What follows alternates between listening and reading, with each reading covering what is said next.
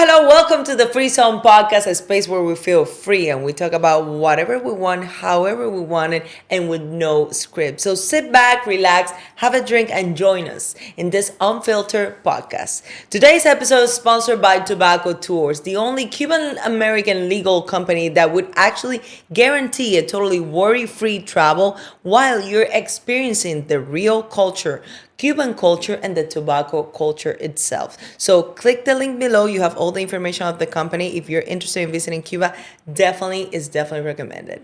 Today's guest is a very, very special guest for us. It's a person that you might be able to recognize for the 10 plus years of experience that he has on TV as a commentator, play-by-play, working in the North American, South American, and Latin American football, but also he has done a lot more. But we're going to talk a lot deep. We're going to go deeper into his story. George Matellus is in the house. Georgie, welcome to the Freezone Podcast. You have no idea how happy I am to have you. Yeah. We work together in ProBox. Mm-hmm. I know you for almost 3 years now. Yeah. You're not only a sexy mulaton.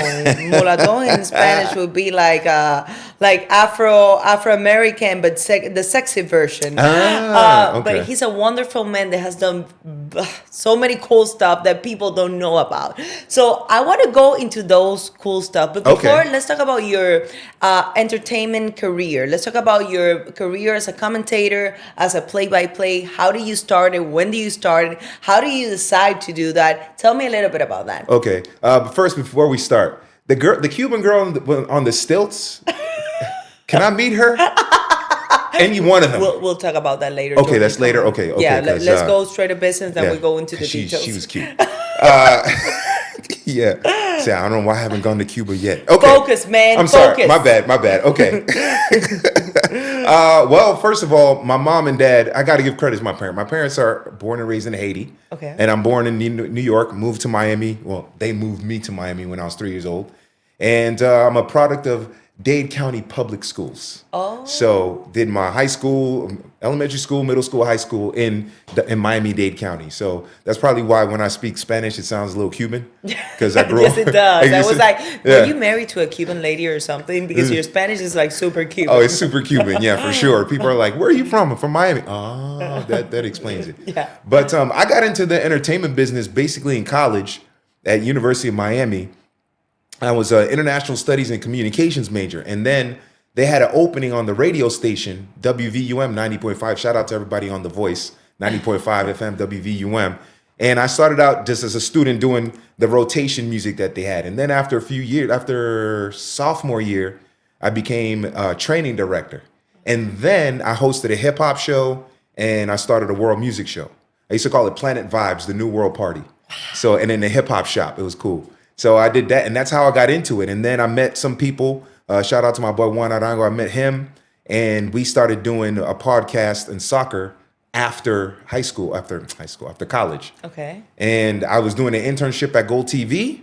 And then around 2010, after the South Africa World Cup, they called me and said, George, you want to work at Gold TV? And then it just went on after that. Yeah, because when someone Googles you or when someone sees you on TV, I mean, we've done boxing together too, but most of your professional career has been commentating football. Yeah. Are you passionate about the sport itself? Did you practice football? Oh, yeah, I played when I was little. Okay. But I wasn't very good. No, I sucked. Let me just be honest with you. At least you're honest. I like that. I mean, there was no place. I was when I was 7, 8 years old, and I'm like short, and I was fat. Man, I can't run. How do you get that shape though? Because now you're like 6 foot what? I'm about almost 6 foot, like 225. Right. I mean, and you're literally, he's a mulaton. Look at this. Like, come on. How do you get that physique though? Oh, that's just working out. I work out 5 days a week, eat fruits and vegetables, and take a dump every day. I need to make a commercial here, ladies and gentlemen. This man over here is like 100 years old, and I mean, he looks like he's 20. Like, Half first a of all, hundred. I actually turned 50 in September. oh my God, he's 50 years old. And look at this. I mean, what do you do to stay so young, so like to have that energy? Because when I met you and you told me your age, I was like, whoa, okay, this is crazy. Like, what's the key for The that? key, I think it's my brother says it's because I don't have wife and kids. That's what my brother says. So Zero stress. zero stress. Zero Yeah. stress. But you know what it is? I think the working out helps, obviously. But the job that I have, when you're in the entertainment field, it's you're around a lot of young people. But also, I had a revelation when I got out of the Air Force. I know we're going to talk about that a little bit later. But when I got out of the Air Force in '99, I had to drive from Augusta. I call it Disgusta, Georgia, because I hated it. So, but it's a 13, 14-hour drive from Augusta, Georgia to Miami. And back then there was no satellite radio, Bluetooth, cell phone. So you had to drive and it was just the radio. And when you have to drive 14 hours in the South, Oh yeah. it's all country music stations. And that is oh, hell no. I did not want to listen to 14 hours of all my exes living. I didn't want to do that. Now that you mentioned the Air Force, because you completely took away my moment where I was Okay. actually gonna talk that you serve Okay. our country. Oh, let me finish the story real quick because this is a good story. I'll finish. It's be quick. So I had a lot of time to think, and over that time period, 14 hours, I was like, you know what, George, you're 24 years old, you're still young, your family's in Miami, you have a chance to go to University of Miami. Why you have to be upset about? Angry. Right. I'm just gonna keep it real. Angry black man in America in the '90s. I was that dude. I'm like, man, this is bull crap. So, but I was like, man, you gotta be positive. You gotta have good energy. You can't just be negative and angry. You're not gonna get anywhere in life. So 14 hours of saying be positive, be positive, be positive, be positive. It just wound up, it changes your whole life. You know what's crazy? I cannot picture you being angry. Every time, like you're like the positivity in person. Like this man over here, it doesn't matter if you have a bad day or whatever, you just see him and you get happy instantly because you have that energy. You pass that energy to everybody. I'm That trying, you're like, yeah. you're positive. It doesn't matter how bad the situation is. You're always bringing that energy it's very contagious in a good way. Oh, thank you. In a good way. But now that you talk about the positivity, how you started changing your whole mentality and switching that, that thing that sometimes we only focus in the bad, but we don't focus in the good. When I started studying your career, yourself, for me, it was very interesting the line of work that you had before you started in the entertaining industry. You serve our country. You were in the Air Force for 4 years plus, and the line of work that you had, for me till this day, I was like, wow, Georgie, I didn't. So I want you to tell me a little bit about that, what you did exactly in the Air Force, how they recruit you to be in the Air Yeah. Force. Oh, okay. Give me all those details. All those details? Okay. How I got into the Air Force is pretty interesting because I was 19 years old. I was going to Broward Community College. Back then it was called Broward Community College. And I was out partying and having fun with my friends. I would never go to class. I wasn't going to class. Good student. Yeah, here. I was like the man. I'd come to class. A couple times I came to class. One time I came to class high, a couple times I came drunk. And I had bad grades. Right. 3 straight semesters in a community college under 2.0 GPA. It was not gonna happen. Right. So I got kicked out of community college, basically. Academic dismissal. So I'm 19 years old. It's the summer of 1995. And I'm like, well, I got to do something with my life. I can't just keep partying with my friends. So I had my circle of friends that were my party crew. And I had another friend of mine who was another nerd from high school, because I was a nerd in high school. I didn't get sexy until I was 45. Anyway, so You're bringing sexy back. Bringing sexy back. Yeah, way too late, but it's coming. Better late than never. Exactly. My friend. Yep. So a friend of mine from high school, he was like, "Yo, let's go in the Air Force. You need it. You can't be working." At the time, I was working as a server at Olive Garden in Pembroke Pines.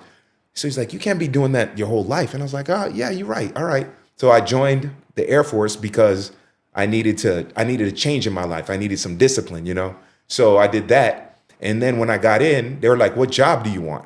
And I was like, "Well, I'm from Miami. My mom and dad are Haitian. So I know Creole. I speak Spanish. I studied Spanish in school. I like to do languages." So, see, the military, you gotta love them, but they play with your mind so much, man. Because they said, okay, what languages do you want to do? So I said, yeah, I'm gonna do Spanish, I'm gonna do French, I'm gonna do Creole because I know that. And they're like, dude, no, we got put different plans for you. Exactly, we put you where we need you. And at the time, it's the whole situation where Iraq is starting to blow up. Oh, so they gave me. Jeez, Georgie. I didn't go to Iraq. I did not go. Oh. I was in Georgia, but they said, okay, well, we need Arabic linguists. So I took a test. They call it DLAB, Defense Language Aptitude Battery.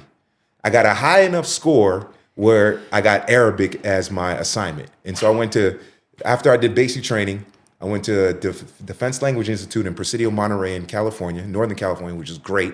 It was great because it never got higher than 75 degrees, which is fantastic because down here, it burns. Like it's too hot. Even for me, I'm dark skinned and I still was too goddamn hot sometimes down here. But I digressed.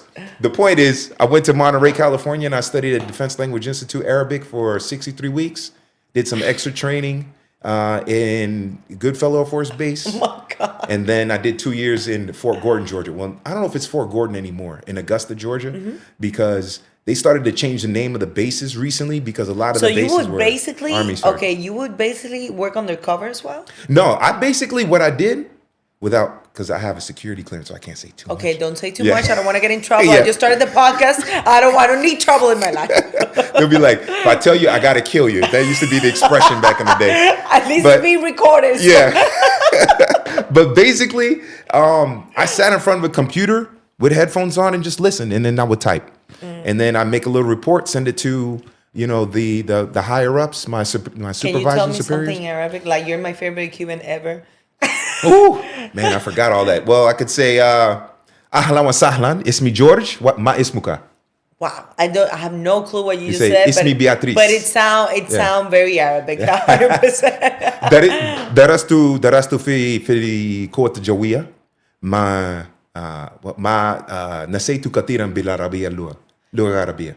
Okay, well, exactly. He's just saying that I'm the most wonderful host ever and that he cannot live without me. How did you know this? See, I don't need to learn how. I just study in body language.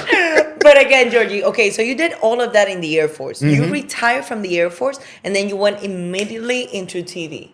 No. After the Air Force, I went to I did a year to get my grades back up. Then I transferred to University of Miami. Okay. And then after I finished University of Miami, it's all about the U, 305 till I die.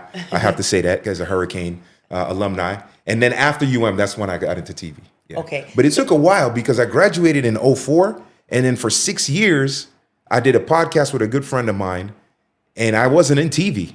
And then in 2010, that's when I got into TV. So it was like 6 years after college. And when I started my TV career. So we started, I met Georgie because we worked together for this company called ProBox that we cover the fights, we talk about boxing news, etc. How do you went from football to boxing? A lot of studying and a lot of help and a lot of Google searches. I'm sure. We all went through that. Oh my goodness. But you know what? It wasn't like foreign to me. As a kid, I grew up watching boxing, not like religiously, but I know what a jab is. I know what a hook is, I know the uppercut. I know the basic stuff. Mike Tyson was my favorite boxer. There was a famous video game with Mike Tyson's Punch Out. I remember as a kid watching, Sugar Ray Leonard, Thomas Hagler. I was in New Orleans with my family watching that fight when I was a little kid. So boxing wasn't foreign, but I hadn't studied it that much. So when I got hired at ProBox, I was like, okay, I spent a week just researching websites and building my little list of websites on my Google Chrome browser and everything. He's wonderful at what he does, by the way. So, wonderful. He's a great host. Yeah. Out of all of your professional career, what was the moment that you said, okay, this is my favorite project, or this is the toughest project that I have? I want to know which one was your favorite project and which one was the most challenging project you've had. My favorite project has to be, I used to host this show called Monday Night Soccer on BN, and that was like my show. That was mine. I wasn't the original host, but they switched me to host it a couple of, like maybe 5 or 6 episodes in. And after that, I was like, this is mine. So I really liked Monday Night Soccer. It was cool. We would have set up like this, watch whatever game that we had to talk about. Usually like La Liga, it was like Atletico Madrid versus Villarreal or something like that. And that was pretty cool. That's me studio makeup in a suit, Yeah. Wow, Yeah. look at Georgie, old professional there. Yeah. Younger version of Georgie. Yeah. Look at that. Yeah. So you really enjoy football. So out of, again, your all your professional career, the most challenging moment. Probably that one that you saw, because the NFL hits, because the soccer was kind of easy. And I grew up watching American football. But the NFL hits that we had to do for Doha were pretty challenging, because we had to pay attention to soccer with 5 different leagues on the network. And then me and a couple of other guys, shout out to Mike Fuentes and Gino Fuentes, we had to do NFL stuff as well for Doha and hits for them like every week. So that was pretty cool. So that was challenging there. So would you consider doing any combat sports, MMA, boxing? Oh, yeah. Anything related with, you would do it again? Oh yeah, I would do it in a heartbeat. Yeah, it was fun. It was fun. Yeah, it was fun. You get to see fights. You go there, and then I think all of us at especially if you like sports, you like one combat sport or the other, boxing, MMA, whatever. Yeah, and it's cool. And are you gonna share with us your workout routine? Because I'm still impressed on how good you look for your age. Well, I gotta say, 5 days a week I do partner interval training. 5 days. Well, 4 now, but 4 days a week partner interval training at Legacy Fit in Wynwood, which is close to downtown Miami, and then twice a week with a personal trainer. So shout out to my trainer, Legend Tarver, my trainer. He's the one. He started Operation 60 Look 40. So I'm gonna have to reach out to him. Yeah, he's good. I am Legend Fitness on Instagram. He's awesome. He's great. Oh my God. Yeah. Anyway, we got to the moment of the free zone questions, Georgie. So we got here. I do it to every single guest that I have. Okay. I thought it was candy when I first saw it. It's like, can I have one? I'm like, what do you mean? Like, it's not candy. Well, it's actually candy, because it's a very sweet question what I'm going to do. Nice. Just random questions that I have here. Okay. So you have different questions here. It doesn't have to be any particular subject. It's just you just have to be completely honest and just say the first thing that comes to your mind. So do the honors. Do the honors, Is please. that safe for me to say the first thing on my mind? Okay. Do I read it, or I give it to you and you read it? I can read it for you. Okay, It's I don't fine. know. Let me do the honors of reading for my mulatón. Eso. Vamos. Okay. Wow, first question. This is I didn't see this coming, but have you ever regret to date someone, and why? We didn't get into the personal questions until now. So this might be a sign. Tell me, Georgie, because by the way, you're a guy that's very, reserved in your personal life. So now it's time to open up, baby. Tell me a little bit. In 2 words, hell yeah. Oh yeah? Oh yeah. My last 2 girlfriends. 2 girlfriends at the same time? No. Separate. I got a story about that too. Oops, it's a personal thing. Got the mics all messed up. I was like, 2 girlfriends at the same time? That must be tough. I tried it once when I was 18, and I called one girl the other girl's name, and she almost, for like 15 seconds, I knew what it was like to be white, because I swear the color came off my face like that, and then brought it back. She slapped me so hard when I was 18, and I was like, you know what? I can only handle one at a time. I just love this part of the podcast so much. Because I tried. Oh man, no, but So why do you regret your last 2 relationships? Because in separate times. Yes. Separate times. You don't look like this if you're juggling more than one woman, okay? You okay? Good. No, I regret it only because I could have done some things differently. Like the first girlfriend I had, it was a Mexican girl. She was a little younger. Like I was 35, she was like 23, 24. So I didn't have enough patience with her. I should have had more patience to be like, no, you can't do this, you can't do that. Don't give me, if you're gonna give me a gift on my birthday. So you were responsible for the breakup? I did, yes. Oh, then why are you complaining, man? Because I regret it, because I could have done things better to the point where maybe she could have been, like my wife. Your actions. My actions, yeah. Okay. Yeah, and then the second one, oh no, I don't regret that because she was crazy. No, she was crazy. Yeah. Well, crazy how? Crazy how, like, Who are you talking to on the phone? Oh yeah, toxic. We used to work together, and there was an older lady, like she could have been my mom, and I used to joke with her like fun stuff at work. She did housekeeping, and my girlfriend would be like, "What's going on between you and her?" I'm like, "Are you nuts? What the hell is wrong with you? I don't like her. She's old. That's my mom." You know, we joke like mother and son. You know. And so she was crazy. So I was like, nah, that's okay. Nah. You still got 2 more questions. Are you sure you can handle this? I don't know. I'm starting to sweat. Come on, George. You get the second one. The second one? This. Oh, yeah. You got this. You got this. Do I give it? Is that the standard? I give it to you? Oh, you can do whatever you want. It's a free zone. You can do pretty much whatever you want. By the way, the first question, I'm still looking for my Brazilian wife. He wants a Brazilian wife. Mulher brasileira. For subscriptions, you can contact me directly because, you know, I have to make sure that you're the right fit. Estou falando português para minha esposa brasileira. Oh, my God. Man full of talents. Georgie, what does it mean for you, a free zone? What does it mean for me to be here? Not to be here, just to be on a free zone. Like, it's a very deep and open questions. Like a free zone. It's like basically what you were doing, before singing. Like, what's for you to be free? To be in a free zone, to feel free, to feel free, liberated, to feel. Because this is what we're here. Like, that's what we're here to share things that people don't know, to confess things, to talk about what we like, what we don't like, how we start doing things, like information that's sets you free. Set me free. Okay. Well, one thing and piece of information that's going to set me free is I'm going to fix my toenail fungus and start an OnlyFans, focusing on my feet only. So there's that part. That I needed to get that off my chest. Okay, good. No. You shared that for start. Yeah, for start. But you know what it was? I think, remember I was telling you about that drive after I got out of the military? Yeah. That was my liberating moment. Because I said to myself, I'm not going to be negative, I'm going to be positive. But I also said to myself, if I'm going to do what I want to do, and as long as it's not like illegal or immoral, you know what I mean? As long as it's something that is, positive, it's fun, it's constructive, I'm going to do it. And if 10 million people do it, cool. If I'm the only one that does it, cool. And let me tell you, that is liberating. And you get to that mindset where, like, I don't give a good what anybody thinks about me.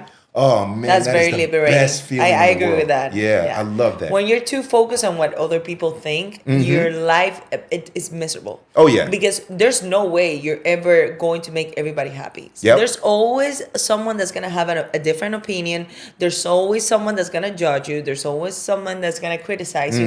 And at the end of the day, what people don't understand is that the more genuine, the more authentic you are, the more criticism you're gonna get. Yep. And at the end of the day, I know we're not supposed to curse here, but screw them. Like, who cares? Amen. You are who you are. You want to do with your life whatever you want to do with your life. As long as you don't hurt anyone, as long as you don't make anything illegal. And there's we can go into the terms of illegal because there's some things illegal. Anyway, you know what? You know the point here. Yeah. So we're going to go with the third question before we get into legal issues here. We need to hurry up and make Come on, Georgie. legal. Okay. Third and last. Third and last question. Okay. This is fun. I like this. Okay, so another girlfriend question? Oh no, you're getting very interesting questions today. Have you ever felt trapped in a life that wasn't yours, and how did you get out of it? Did I ever feel trapped in a life that wasn't mine, and how did I get out of it? Yeah, I did. Let's see. There was 2 occasions I can think of. One, what caused me to go into the Air Force. And then a few years after I graduated college, I went through a little bit of a depression because I couldn't find work that I liked. Because I had to work as a bartender. I worked, what was I doing? A hotel. I did also the bartender, hotel, and I did another job too. I can't remember, between college and television. So I was like, man, this isn't what I want to do. And I'm like, I'm paying bills, I'm working, but it's not. It's not what I really want to do. Right. And I actually, for a while, I went to the VA office and I went to a counselor for like 4 or 5 sessions because I had a little bit of a depression.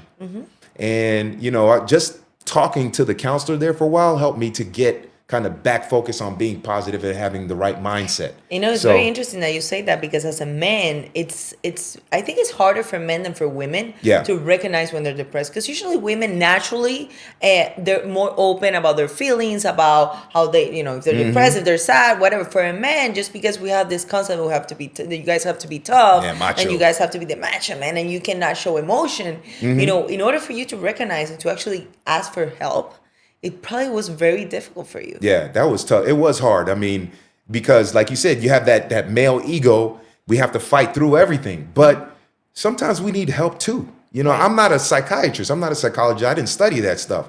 So if I'm having an issue where I feel like I'm in a rut, well, at that time, I felt like I was in a rut and nothing was going the way I wanted to. I was like, well, VA is offering this.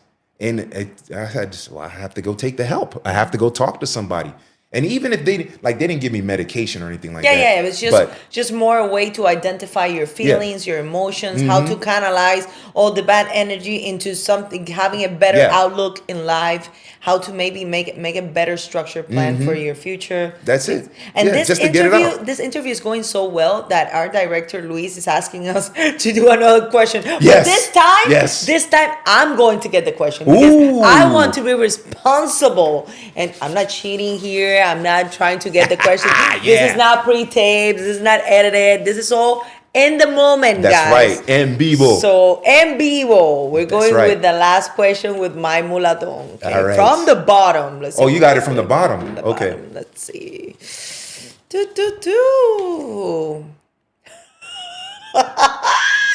Okay, this is going to be fun. See, that's what we need. Thank you, Luis. We need a last question.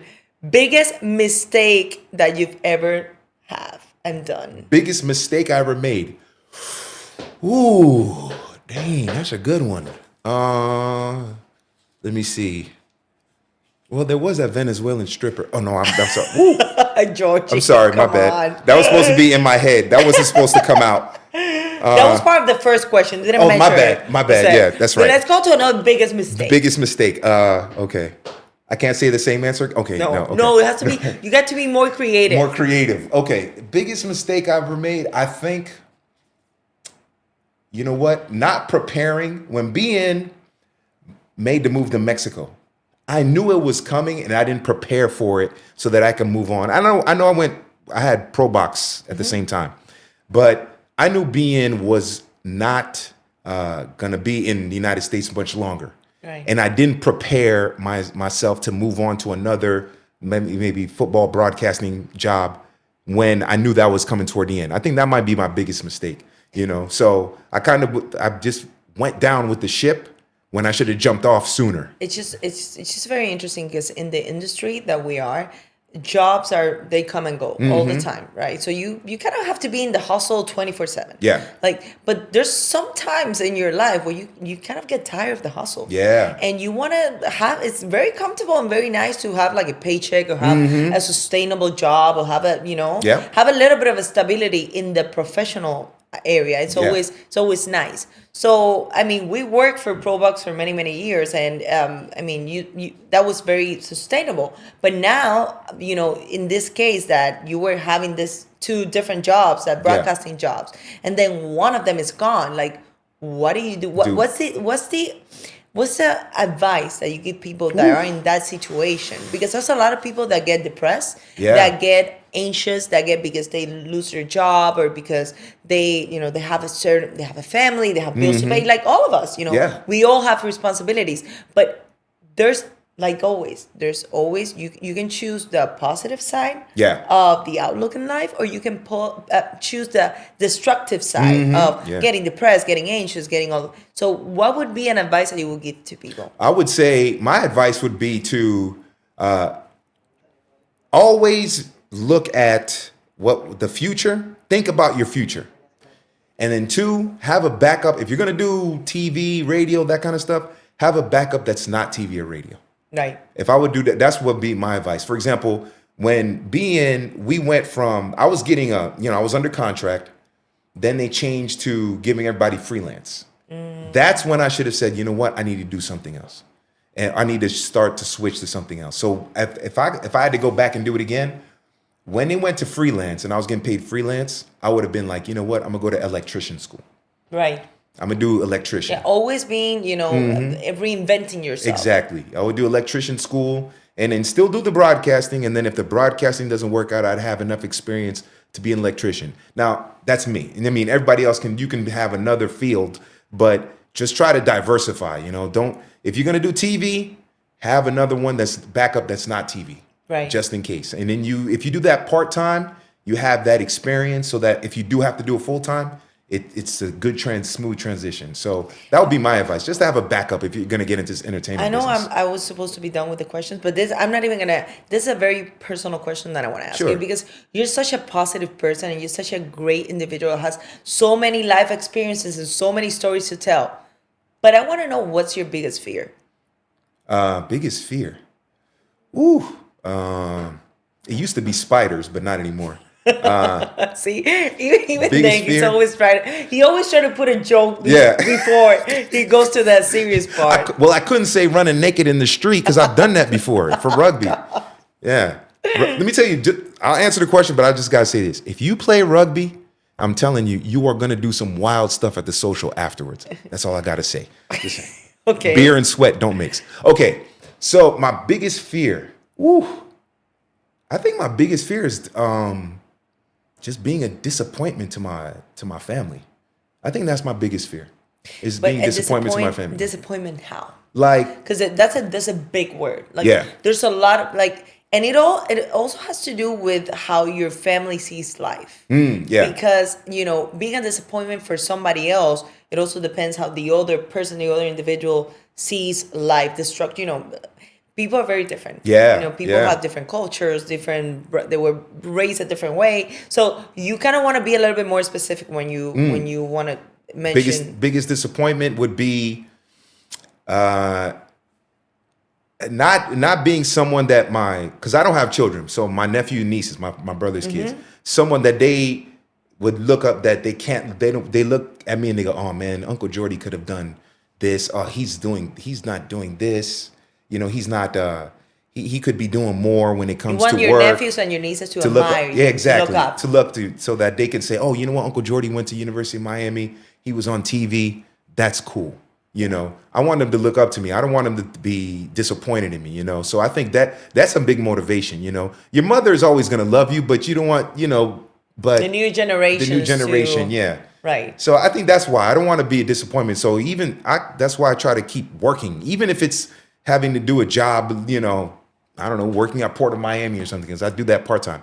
So just being a positive example, that I think that's where it comes in when it comes to biggest disappointment. I'm sure they're very proud of you, because you're a great individual, George. Thank you. You're my friend and I really love you and care about you. You're really an example. You're a hustler, you're professional, you're a good person. I've never heard you talk bad about anybody. You have this genuine, happy energy on you that's really admirable, and that you should be happy for that. I just want you to know that. Well, like my grandfather said, greatness recognize greatness. You know what I mean? I like that. Greatness recognize greatness. Yeah. Okay, we're almost at the end of the show, but before we go, I want you to tell the people that are watching us now, if you could share with the people that follow us, and are going to watch this podcast, an advice that's going to set them free, that's going to take them to the free zone. The free zone. That's going to make them escape from that life that they don't want, or that moment, or that circumstance. What would be the advice that you would give them? My advice would be, don't give a good goddamn what people think about you. And that includes likes on social media, comments on social media, things like that. That's very liberating, is to live your life. Like we said, be positive. Don't do anything illegal or immoral, but don't give a damn what people think about you. If you do that, I'm telling you, your life is going to be great. So that would be my advice. Just be yourself, be happy, and don't put too much stock in what people think about you. Your family, that's one thing. They love you. But outside of that, who gives a people think. You know? You're amazing, Georgie. Thank you thank so you, much thank for you. being here. Yeah. I love you, and I'm Love very you too. happy that you came all the way here Yeah. to join us in this Freezone podcast. And of course, we have to say goodbye, unfortunately, because we have limited time, and we're getting paid here by the hour. No, I'm kidding. But don't forget to subscribe. We're bringing as you can see, we're bringing very interesting guests to this podcast. So subscribe, like all of that you already know, and please follow us in our YouTube platform and our Instagram page and all of the socials that we have. Freezone Podcast. We'll see you soon.